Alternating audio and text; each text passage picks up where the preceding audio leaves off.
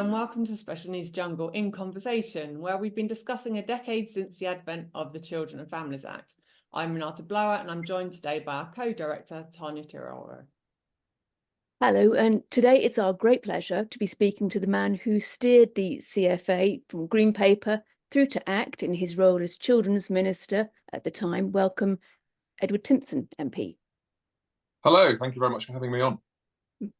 And of course, Ed, you are responsible for Tanya and I meeting in the first place. We'd met on Twitter, but we'd never actually seen each other in person when you invited us to your office to gather parent views ahead of the Children and Families Act. So thank you very much for that. My pleasure. It seems like you're a bit of a pioneer in this way for parental involvement. Indeed, the Act itself was quite pioneering. Has it lived up to your hopes and intentions?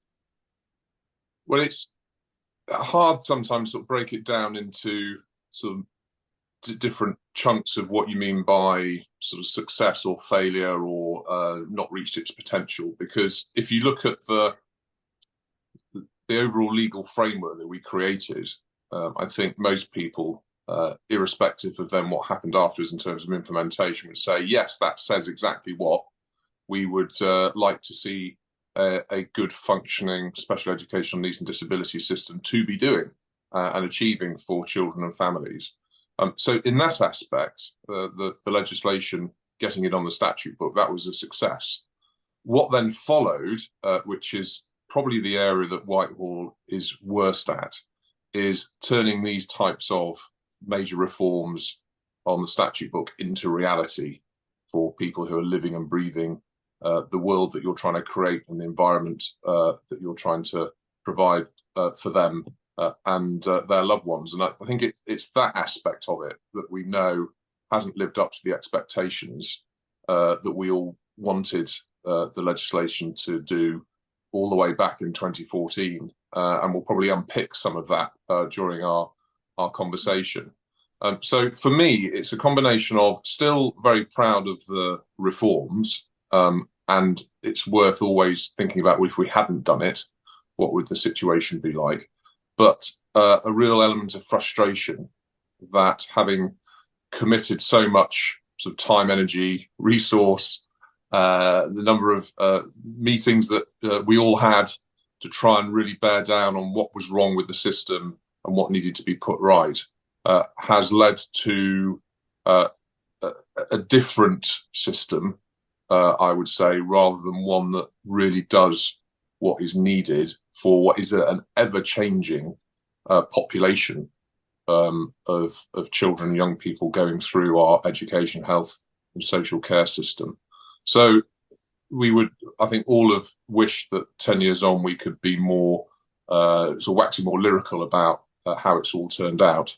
But I don't think we should give up hope, because I still fundamentally believe in the reforms, but clearly a lot more needs to be done to try and make it function wholesale, consistently, and also future-proof for what comes next for the generations that are still to follow. I think the consensus really is that the reforms were the right ones. And one of the aims was to reduce the adversarial approach, to reduce the number of appeals.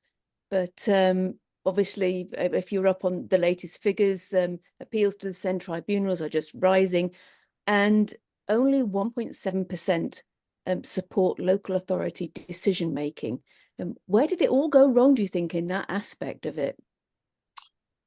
Well, I think when we were doing the reforms, if you remember, they kicked off by Sarah Tether, who was my predecessor, who's the Liberal Democrat minister in the department before I was brought in 2012. So some of the kernel of thinking and ideas about what the system needs to be looked back and trying to make it much more child and family focused, keep having them as very much part of the conversation at the very start, to design both their own plan but also what the whole system would look like, was to try and take out some of that confrontation and adversarial aspect to the system, which at that stage was in operation. But in designing what we did through the legislation, of course, you can't look at it in a complete vacuum. There were other decisions being made around government and more generally at a local level, which would inevitably have an impact on how we were able to shift some of the undercurrent of culture that was pervading within special education needs. And it's not an unusual problem. I've seen it in the family justice system as well, for example, where it's way too adversarial and needs to become much more problem-solving type approach. And so if you factor in things like the ongoing problem of local authorities being able to change their own workforce, retrain them, how they would be able to take on the concept of co-production in a way which was genuinely meaningful, as well as other departments across Whitehall who perhaps weren't as bought into the reforms, but you needed them to play their part. And we always talk about health in that aspect. Without all those other external parts of the machine helping to oil the wheels of the special educational needs and disability reforms, it made it difficult to engender a sense of a shared purpose of change. And so I don't think many of the behaviours in local authorities did alter significantly or enough to enable that much more co-productive approach to take hold. And the consequence of that is you end up in a battle, which is what we were trying to avoid, where tribunal is the ultimate sort of manifestation of it. And I think in hindsight, that was a part of the reforms that we didn't give enough time and thought to how we would be able to make this happen, this culture change, without others beyond the special educational needs and disability world that we were inhabiting playing their part as well. And it remains, still very much, I think the kindest thing I can say is a work in progress. Culture change was something we were planning to come on to, but and you've really, encapsulated it as well. And we still hear it now. I don't know if you're aware of the recent remarks by the Warwickshire councillors, for example, and in health engagement. If you're starting all over again, would you make that a priority? Very much so, but you've got to be careful not to forget at the time we were very exercised by that. In any event, it was, we talked about it endlessly, and the many meetings I had with parents, and we talked about culture change with professionals, and everyone was sort of knew something had to change in that respect. But how you do it, it's almost like the golden egg that every sort of legislative change that Parliament's trying to make is looking for, is that cultural change. And what does that actually mean? How do you make that happen? And I think where we underdeveloped our thinking and maybe should have done more sort of foundation work in advance of the reforms was things like workforce development. Did we have the people out there who were able to grab this opportunity, see it for what it is, and change the way that we engage and involve parents and families, and see it as something that we are there to provide for them, with them, as opposed to for them and to them. And that's a very different mindset. Plus the fact that we were moving from a system which was sort of segmented off to this 0 to 25 approach. That was a very different way of looking at how you ensure that through a child or young person's development, you're keeping pace with what their potential is, rather than cocooning them in a plan which suppresses their potential, which is the concerns that we had at the very start. So I think the difficulty you have, though, is the opportunities to do something like the Children and Families Act 2014 are so rare that window of opportunity that you're provided for by the prioritisation of the government saying, actually, we're going to give a legislative slot to this. You either take it now or you'll never see it this side of the next election, and who knows what happens then.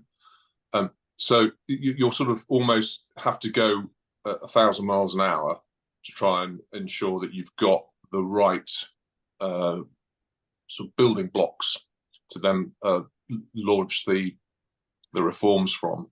And although there was some run up to it with the Green Paper and the consultation, we did have a lot. I mean, you were involved, as you're saying, so you saw how much was going into it. But that was very much our team in Department for Education. It didn't really push much wider than that. And maybe we needed to make the case, which we did further through the reforms and things like the health duty and changing their level of commitment. We did do that a little bit further down the line, but I think we probably should have, at an earlier stage, done more around how do we build the necessary elements in the environment that this new reform is going to work within, that will sustain it through a level of quite serious change for how professionals interact with children and families. Yeah, just to see the other side now, we've looked at some of the difficulties. What aspects of the Act are you most proud of being able to get passed? Well, first of all, I have to remember that Children and Families Act, although the Special Education Needs and Disability part of it was a massive chunk, there was also loads of other stuff going on in there that I was juggling, the plates were spinning at the same time. We had the family justice reforms, a little bit that I referred to earlier. We had reform on adoption. We had reforms around parental leave, because I was doing it in conjunction with the business department. So Joe Swinson, who was the minister there, sort of did the committee stage of the bill with me in Parliament. So it was part of a really huge piece of legislation. But nevertheless, I would say it definitely took up the largest part of my time as minister, trying to pull together some of those key aspects that parents really, really wanted to see in the bill and then the Act. And I had to fight quite hard for some of them, not least, for example, the health duty that I mentioned before. This was something that had never been done before. The Department of Health and Social Care, as it now is, NHS, notoriously never want to commit themselves to something which is outside their immediate purview of delivering health free at the point of need.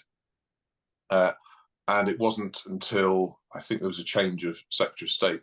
I remember going to see Jeremy Hunt. I'd already had the conversation with Andrew Landry and got absolutely nowhere.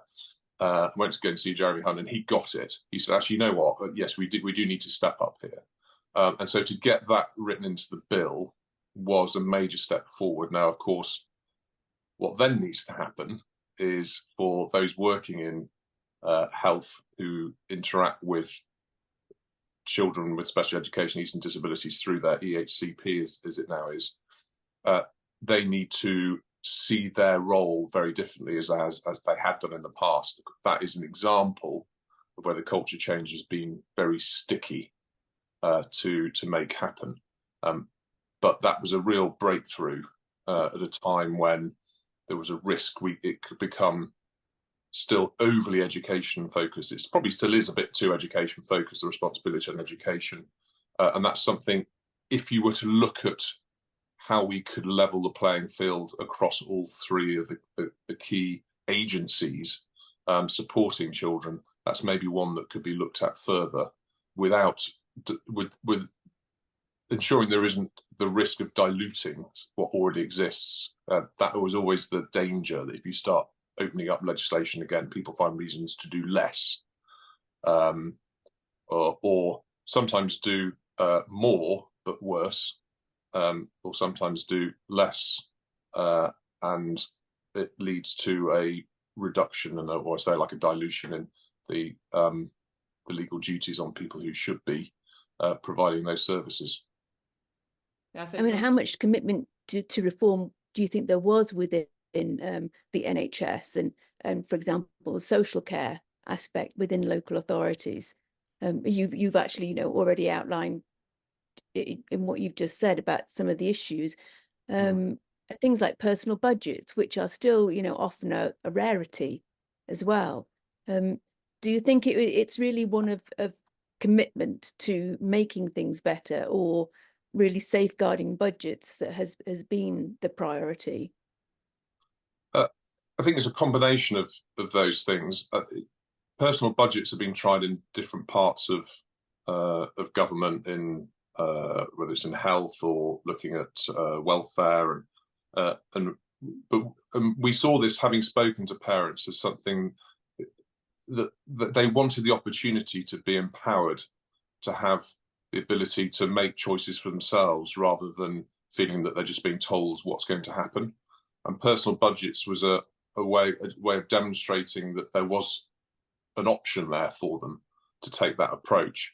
The reason I think it's been really hard to make a reality is you're trying to retrofit that type of idea into systems that already exist, that fight against it. And the way that a lot of the professionals who would be working in local authorities, or maybe in health, operate, the way they're operating is for them to fulfill their own responsibilities, whether it's around their budgets, what sort of commissioning arrangements they have in place, and it doesn't enable something like personal budgets to find a way into some of those often very sort of closed off, siloed systems that exist in the local level, and actually at national level as well, as we saw trying to sort of get other departments sort of bound into what we're trying to achieve. We recently interviewed Stephen Kingdom, who was your deputy director at the time, and we asked him in retrospect what he would have done differently, or what he would have hoped would have been done differently. Now, you've answered that in part, but is there anything else that you would now, with looking back in hindsight, thinking, actually, if I was to do it all again, I would change this? Yeah, I mean, first of all, Stephen, I worked really closely with Stephen. It was actually a very exciting time to be doing these sorts of reforms. But there was also, you came up against the buffers of reality. And I know how hard he and his team worked to try and sort of find a route through this that didn't mean that the reforms sort of either fell flat or they never really came to fruition. And there were different stages of implementation that we went through to try and find a way through to this sort of culture change that we all keep talking about. But because it was such a huge change, and particularly the numbers of children who were already on a statement who needed to be moved over to EHCP, sort of from an administrative and process point of view, was quite an undertaking. And I think a lot of focus, and probably too much focus, was on simply that numbers game of how do we get all of these children over onto an EHCP, so we don't end up with sort of a dual system running for too long. And it became a bit of a sort of obsession that we got through that. And that meant there were other aspects of the system that didn't get enough attention. Specifically, which is I think what we see now playing out, is what's going on in mainstream schools, what's happening to children who are in the early stages of maybe being diagnosed with a special educational need disability, but aren't at a point where an EHCP would be being thought of as the right step. And as a consequence, some of that underpinning of, like I mentioned before, the workforce, those who were working with schools, how we were ensuring that the money that was going to schools was being well spent, plus you had the academisation going on at the same time. You had big changes of curriculum going on. We had Progress 8, all things which are really challenging for children with special educational needs.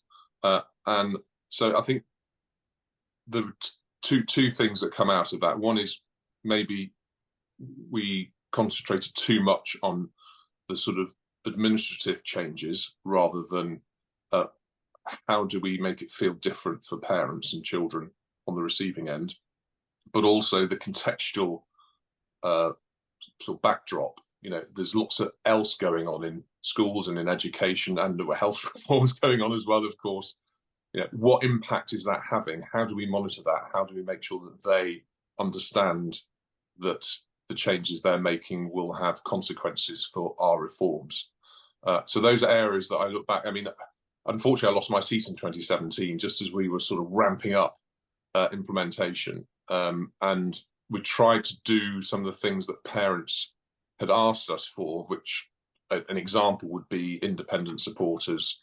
I think it was about £15 million from memory, so that they could have someone to hold their hand through the process who wasn't from the local authority, who may not, who may in their eyes have had some conflict or some other vested interest in sort of steering them one way or the other, just to get that truly independent support and navigate their way through it. That was something that to me seemed really sensible, and I hoped would then sort of grow and develop. And I know there are those services sort of around, but it's the consistency around them and making sure it's not patchy, which is sort of very difficult to bring to bear.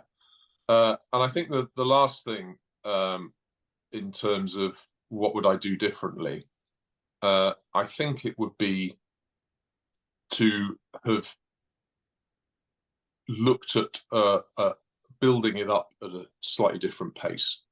We're always desperately wanting it to happen yesterday, and you don't want to leave, understandably lots of parents are wanting us to get on with it.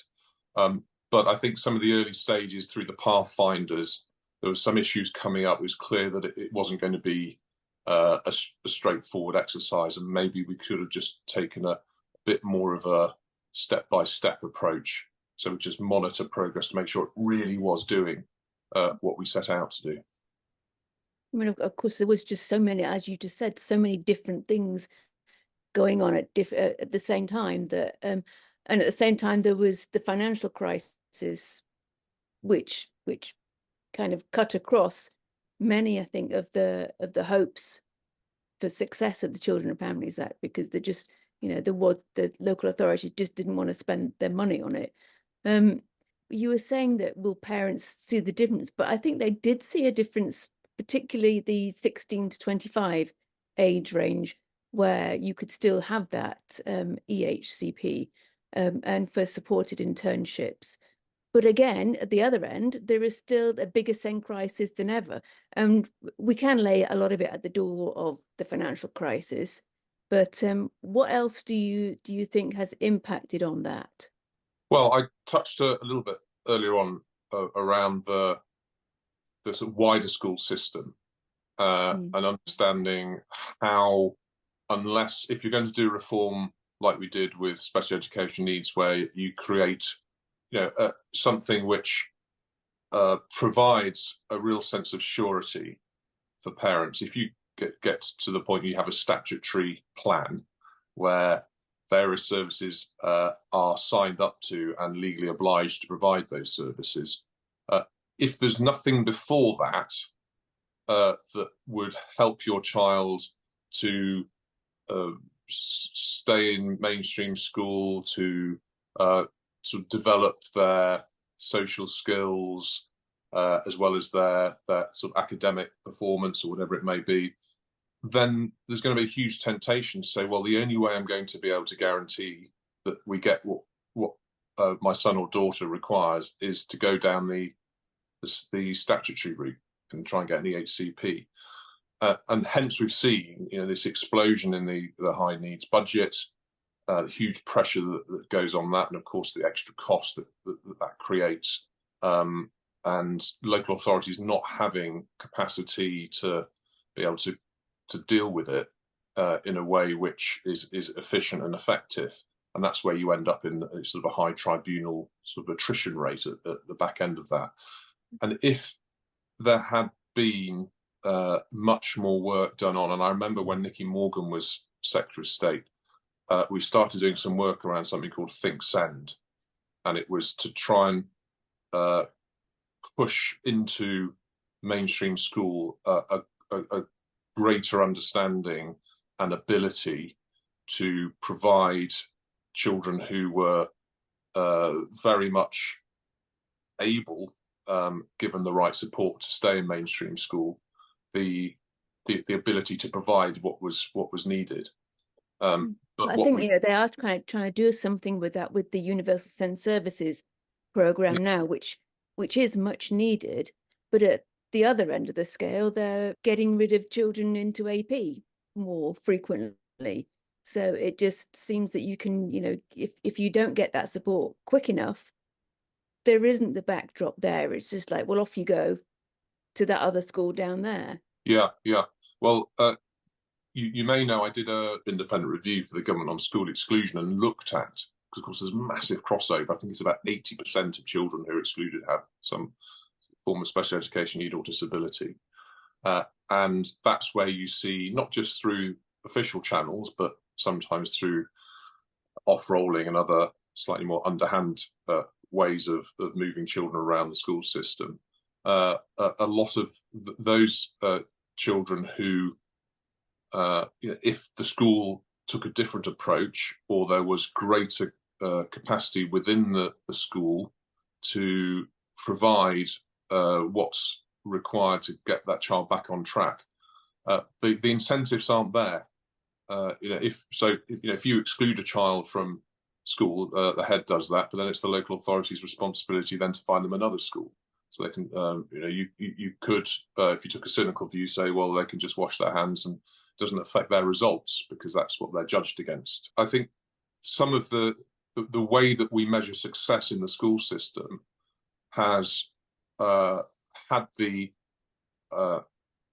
undesirable effect of pushing children into AP who, because it's the easier route to take. And in fact, they've changed now to SEND and AP, putting those two things together. I just reread the exclusions review, or the summary of it that you did.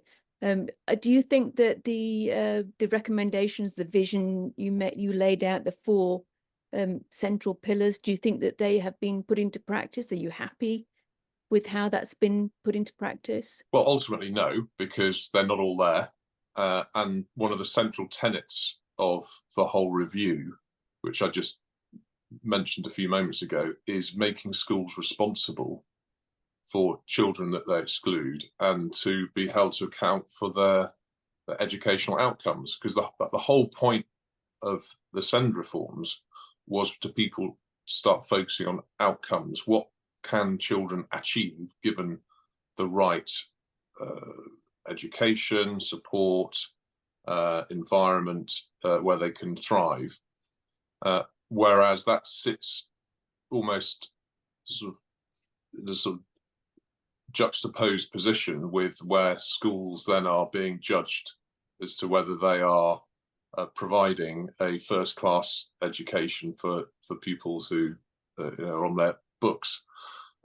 So I think there's quite a lot that could still be done, but it gets put in the too difficult to do column. How does a school who's excluded a child have a fair reflection of their responsibility in that child's educational achievements if they're no longer at that school? But of course, you now have a lot of multi-academy trusts where within them they may have primary school, secondary school, special school, or AP. So I think there are ways in the sort of modernised education system where we can change some of the ways we measure the way schools continue to provide the right level of education and support, irrespective of where that child ends up being, because we have to accept sometimes children need to move schools, so they need to go somewhere that's better, not worse, but better than the current school that they're in. And that still continues to be a battle through EHCPs, I know. And that one of the conversations that the department is having is about the level of choice you have on the school that you move to. So there's a lot of work that still needs to be done to change the incentives within the school system so that schools make the right decision for children rather than the right decision for them. The Children and Families Act extended the legislation to include children up to the age of 25, but the decision was made not to include children who go to university, even though obviously when a child's leaving home, they're leaving their support system, and the way university stands, the support you get is for education only. We were wondering whether or not you think that was the right decision to exclude those university students from still coming under the HCP, or whether or not that was a decision that you would still make today. Well, I'm going back into the recesses of my brain, trying to remember the sequence of events. But so from memory, I said before that we were looking through the HCPs to very much have them outcomes facing and focused. And so once you've sort of got to that point, once you've successfully achieved what everyone believed was your potential, then it's your chance to move on to the next stage of your life. But in the 0 to 25 was in recognition of the fact, having spent a lot of time talking to parents and families and young people themselves, at 16 they're not ready for that. Most children, I have a 20-year-old who probably falls into that category, although he's getting there very slowly. And 25, I think, was as much as we could take it, where we could get sign off across Whitehall and all the rest of it, that demonstrated that there was a need to continue the use of an EHCP to get the right support. But balanced against that was recognising that if you have got to university, then that's a really great outcome. And so how do we reflect that in when we start to say, actually, now we need to start transitioning out from the relationship that you've had before with different professional agencies. And we also, because I remember that we had apprenticeships where we were able to make some progress on that. But with universities, we also had quite a lot of pushback because it was based in a different department then. It was in whatever it was called then, Bays or who knows? It's Biz, I think it was. Was it Biz? Was it Biz. back then? Yeah, that's right. Yeah, then it became Bays, and now it's something else. It was Vince Cable's department, was it, at the time? Yes, it was. That's right. Gosh, now you really are making me feel old now. So yes, it was all the way back then, and there was just a lot of pushback. Plus, universities are independent organisations, and so it's one of those battles that we fought. That unlike the health duty and one or two others, we just couldn't get it over the line. It was hard for us to understand, though, because when you're talking about apprenticeships, they are also with a private company as well, but that was a success. So yes, for us, it was like really hard to say, well, why can't we do the same with universities? If you and you earn money in apprenticeship as well. I think that's been kind of hard for us to swallow, Renata, hasn't it? Yeah, especially because we're talking about sort of young people here who've had a lot of challenges if they've had an EHC plan. But, they've got to university level. There's so much potential there, but there are so many young people who are then dropping out with mental health issues. Yeah. Not eating properly, just not able to look after themselves, because it's a big step for any child to go to university and suddenly be independent. But actually, if you've got a child who's got quite complex needs as well, to kind of pull the rug on that support at that time can be a tragedy, and it can mean that they then can't cope. I'd say also this happened to my daughter actually twice. I'd say also, I mean, I think the extending legislation was a very smart move. It was just a real shame that health didn't follow. And so actually you still have young people with the support dropping off at 16, 17 or 18 in health, but then it's been extended over in education. Do you think it would have been a better idea, or do you think health should have stepped up more to try and come in line with the Children and Families Act? Or do you think that's just wishful thinking? Well, no, I mean, I was very much in the business of trying to get as much as I could, on the statute book, which committed the likes of health to things that they hadn't before.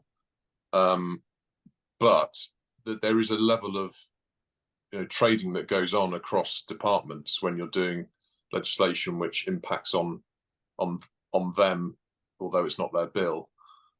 And so you never end up with your perfect outcome, which would have been health remaining responsible through that duty continuing up, through the duration of an EHCP, potentially up to the age of 25.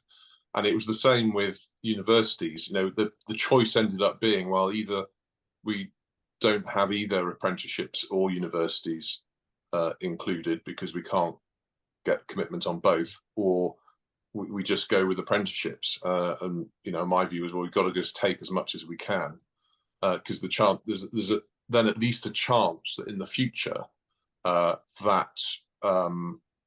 differential becomes even more acute and obvious, and things change over time. The university sector is quite different now to how it was 10 years ago. I'm not sure maybe the support was as well rounded or available as in some universities it was back then. So there's probably maybe a stronger case to be made. It's in the same department as well now. And you're right, yes, and it's now in the DFE. So it's something that I would encourage, although I won't be in the next Parliament, I will still be keeping an active interest in all of this, and I would encourage both you and all those who really care about this to, whichever the next government is, to push this particular point, because I completely get the fact that university's hard for any student, but where you have other challenges that you're having to factor in, the support you need to get through what could be 3 years, could be 4 years. It's important that you have every prospect of coming out the other end with a great degree, but also a chance to move on to independent life as much as you can. So it's something that I would have really liked to have had it in the legislation, but it was one of those where I just could not get that department and then ultimately the Cabinet Office and to sign it off, and the Treasury to sign it off. With the health duty, the difference was I had a Secretary of State there in Jeremy Hunt, who, when I went to go and see him, I didn't really get any resistance from him. He understood he was going to have to persuade people within his department that this was what he wanted to happen. And that's probably what I would have needed on the university front, as well as the fact that university fraternity is quite an organised lobby when it needs to be. Whereas think like apprenticeships is such a sort of diverse and quite nebulous sort of concoction of different, as you say, providers and private companies, that there wasn't that sort of immediate sort of objection thrown back in our direction, which probably how we ended up with that difference, which I would have liked to have avoided by getting both of them on the statute book, but maybe someone will pick up the baton in the next Parliament. Well, it's certainly still on our radar, I can tell. I think the general consensus is parents liked you as a minister, and I think even Stephen Kingdom sort of saying that there hasn't been another minister that's shown your commitment and understanding of the issues since. So it was, you know, a big loss when you were no longer able to be the minister. But now, and now, you know, it seems much more like lip service for listening to parents, which is to say one thing that you were quite pioneering in. What do you actually believe is the importance of parent voice, and how different do you think the Children and Families Act ended up as a result of that? Well, for me, it has to be so the essence of what drives change. And if you either pay lip service or you don't fully involve and engage with the voice of parents and children and young people, my whole brief was dominated by essentially listening to them and developing policy off the back of it. Unless you do that, you will create something which bears very little resemblance to the reality of their lives and won't have the potential to have the real life impact that you're seeking to achieve. There's a massive risk in departmental life of being in Whitehall, in London, and maybe in Sheffield if you're in one of the satellite offices, but where you convince yourselves that you've come up with something which surely will make sense to anybody. It looks great on paper, but it actually bears no resemblance to what, on a day-to-day basis, a family may be having to struggle with. Without that insight, first of all, you end up making bad decisions, bad law, misinformed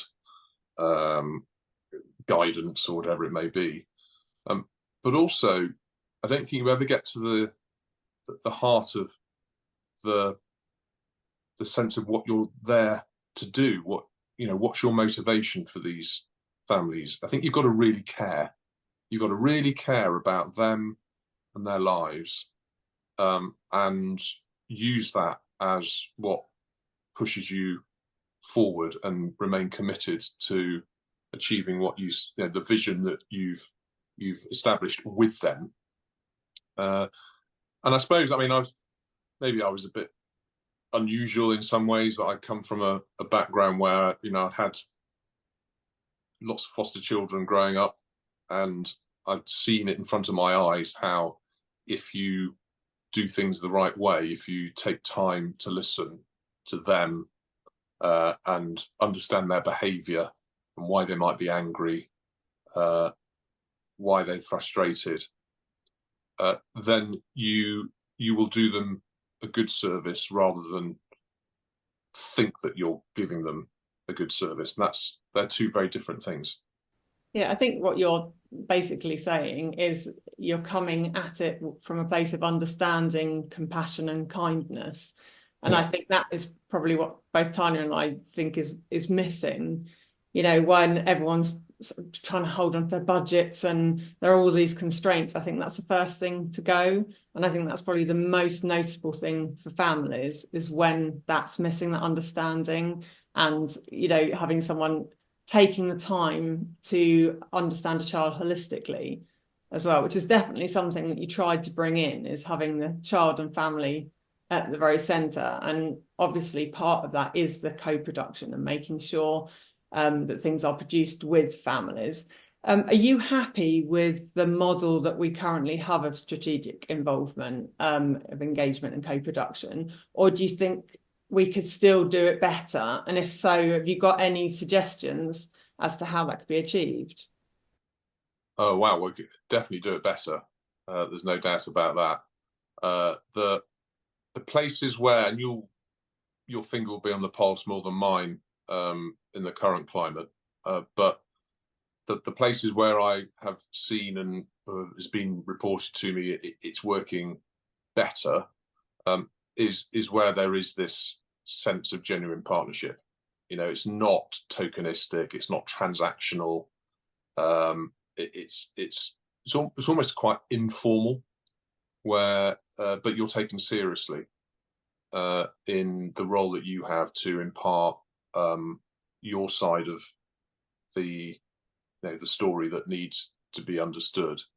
But it does depend on the right people with the right mindset, willing to engage it on that level, not just person to person, but also for individual plans and so on, but also, as you say, at that strategic level. I remember going to Trafford Council to go and see their care leaver service, and it was because it was outstanding. It was the only outstanding one in the country, and the reason it was outstanding was because the guy who was running their care leaving service, he'd been a care leaver, and he was so driven and passionate about making sure that care leavers in Trafford didn't have the experience that he had. He was a big personality as well. That often helps. But he had made it his business to have it as a bit like the sort of the in a piece of rock, Brighton Rock, written in care levers, written all the way through. That was what the council had become. So every council meeting of the cabinet, I think it was there, they had on the agenda how are we performing for care leavers. The chief executive of the council got an email every week that they then responded to about how they were monitoring and understanding how care leavers were doing within the Trafford Council area. And it's, for me, that is an example of sort of co-production within a local authority, but built on someone who is the equivalent of a parent or who has a child with special education needs. And the fact is that there are hundreds of thousands of those parents right across the country, and they will be working in councils, even some of them in special education needs, or maybe not. They might be doing the planning department, who knows? But there is enough sort of human resource and capacity that already exists to help co-production happen in a way that doesn't need any more legislation or anything like that. It just needs people to open up and see that there are opportunities to be had by working collaboratively on these things, rather than sort of cocooning yourself in your own little world and expecting people just to sort of tiptoe around you. In some ways, co-production is sort of a really good example of what culture change should be about. And if you get co-production right, that demonstrates to me that you've started to change the culture. But we just don't see enough of it. There will be some councils that have embraced it much more than others. And one of the reasons we bought in an inspection regime, which was another big fight with Ofsted and CQC, was to at least start to expose where there were parts of the country who were sort of superficially saying, "Oh yeah, we're doing all these things. Yeah, we already do co-production. It's nothing new to us." But then we find out that they're woefully managing the whole system. They don't engage in co-production, and it may be that maybe sort of throwing it back on myself. Maybe we didn't explain enough what we meant by co-production. Maybe people felt it was a bit of an abstract concept, and there could have been some more work done on trying to bring it to life, so people really understood much more what it was there for. And how would you define co-production? Well, it's making sure that you have parents and professionals in partnership through the whole process, not just where you sit down in a room and fill in forms. It is both at the very start talking about what should these services look like, from the moment you engage with them to the moment you move through them to out the other end. And then as you go through reviewing those services, that it's not something that is then presented by professionals to parents. It is almost an organic, it's an evolutionary relationship where you recognise that if you don't work together and trust each other to give opinion and views on how things can improve, you're going to get a lopsided relationship, which then gets us back to the adversarial nature of the system that we're trying to avoid. Actually, can I just ask you, you said there that you had quite a fight to get the inspections. Who was against it?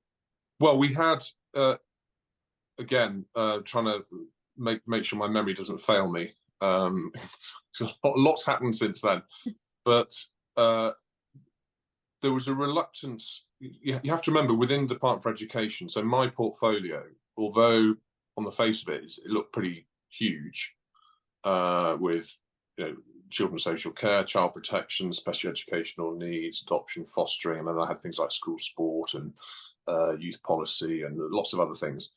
But within the department itself, it made up a very small, first of all, part of the overall budget. Most of it was understandably spent on schools, but also the teams working with me were, some people I suspect in the department didn't even know that they were there. So we always had a bit of an uphill battle to try and get our voice heard and to feel that we were getting a fair shout when it came to our agenda. And I think this was an example of it, where there was a pervading view within the department that we didn't want Ofsted to suddenly be all over schools the whole time, doing everything. We want smarter inspection. We don't want more inspection, or whatever the phrase was.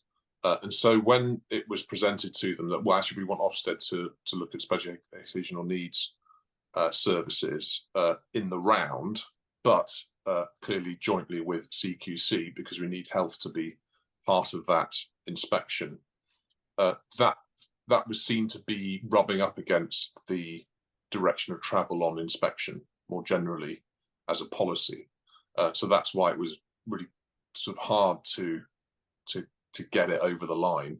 And to be fair, again, Jeremy Hunt over in health was really helpful on the CQC side, so that eventually it was slightly attritional, and that's why it probably took a bit longer to get in to the point where it was actually in train than it could have done.